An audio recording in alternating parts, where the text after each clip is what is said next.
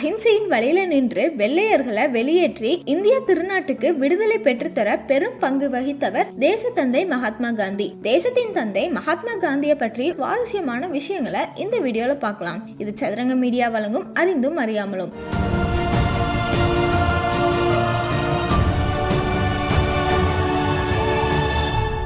கவிஞர் ரவீந்திரநாத் தாகூர் காந்திஜிக்கு மகாத்மா அப்படிங்கிற பட்டத்தை வழங்கினாரு. தாகூர் ஏன் அப்படின்னு சொன்னாரு. காந்தி வெளியேற்றப்பட்ட ஆயிரக்கணக்கான பேரோட குடிசையின் வாசல்ல நின்றாரு. அவங்களின் சொந்தமாக அவர்களை போலவே உடையணிந்தாரு. அவங்களோட சொந்த மொழியிலேயே அவங்களோட பேசினாரு. இங்கே கடைசியாக வாழ்ந்த உண்மை இருந்தது. புத்தகங்கள்ல இருந்து மேற்கோள்கள் மட்டுமல்ல. இந்த காரணத்துக்காக இந்திய மக்களால அவருக்கு வழங்கப்பட்ட பேர் தான் மகாத்மா.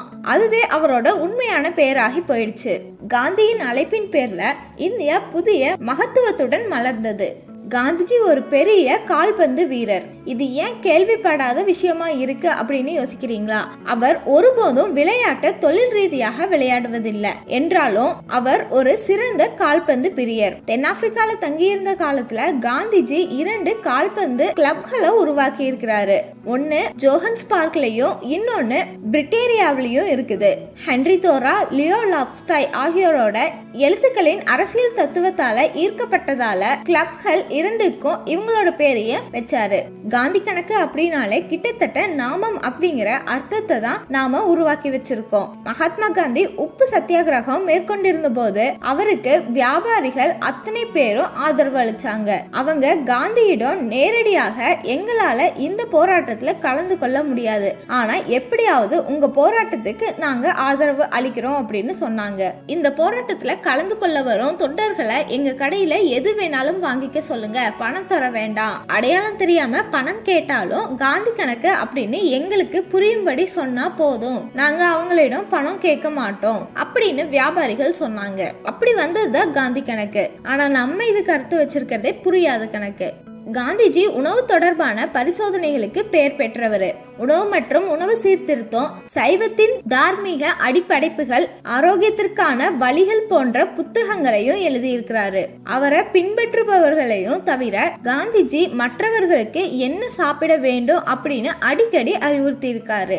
1936ஆம் ஆண்டுல காந்திஜி அவருடைய கடுமையான அரசியல் எதிரிகள்ல ஒருவரான நேதாஜி சுபாஷ் சந்திரபோஸுக்கு ஒரு உணவு விளக்கப்படத்தை உருவாக்கினாரு. அந்த விளக்கப்படத்துல காந்திஜி எழுதினாரு, இலை காய்கறிகளை எடுக்க வேண்டாம், சாலட்களாக எடுத்துக்கொண்டால் நல்லது, உருளைக்கிழங்கு மாவு சத்து கிழங்குகளை குறைவாக எடுத்துக்கொள்ள வேண்டும், பூண்டு வெங்காயம் கடுமையாக பரிந்துரைக்கப்படுது, இரத்த அழுத்தத்துக்காக நான் பூண்டை தவறாமல் எடுத்துக்கொள்கிறேன், இது உள் பயன்பாட்டிற்கான சிறந்த ஆன்டி ஆக்சிடென்ட்ஸ் ஆகும், ஆரோக்கியமான வயிற்றுக்கு பேர்ச்சம்பளம் சிறந்த உணவாகும், ஆனா திராட்சை அதிகம் செரிமானமாகும், டீ காஃபி ஆரோக்கியத்துக்கு இன்றியமையாததாக நான் கருதவில்லை அப்படின்னு சொல்லியிருக்காரு.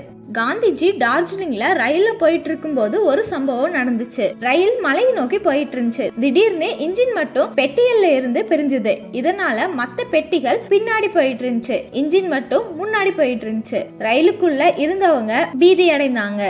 இதெல்லாம் நடந்து கொண்டிருக்கும் போது காந்திஜி அமைதியாக அவருடைய செயலாளர்களுக்கு கடிதங்கள் பத்தி சொல்லிட்டு இருந்தாரு. கொஞ்ச நேரம் கழிச்சு அந்த செயலாளர்கள், பாபு என்ன நடக்கிறது தெரியுமா, வாழ்க்கைக்கும் மரணத்துக்கும் இடையில நாம தொங்கிக் கொண்டு இருக்கோம், அடுத்த கணம் நாங்க உயிரோட இருப்போமா இல்லையா அப்படின்னு கூட எங்களுக்கு தெரியாது அப்படின்னு சொன்னாரு. இதற்கு பதிலளித்த மகாத்மா காந்தி என்ன சொன்னார் தெரியுமா, ஒருவேளை நம்ம இறந்து விட்டா நாம இறந்து விடுவோம், ஆனா நம்ம காப்பாற்றப்பட்டால் நாம் எவ்வளவு நேரத்தை வீணடித்திருப்போம், அதனால தயவு செஞ்சு கடிதங்கள் குறித்த என்ன தரவுகளை எடுத்துக்கொள்ளுங்க. நடுங்கும் கை கால்கள் காந்திஜியின் செயலாளர் ஆணைய எடுத்துக்கொண்டாரு. மேலும் அவர் காப்பாற்றப்பட்டாரு. நன்றி. மீண்டும் இதே மாதிரி வேற ஒரு பதிவுல உங்களை வந்து சந்திக்கிறேன். இது சதுரங்க மீடியா வழங்கிய அறிந்தும் அறியாமலும்.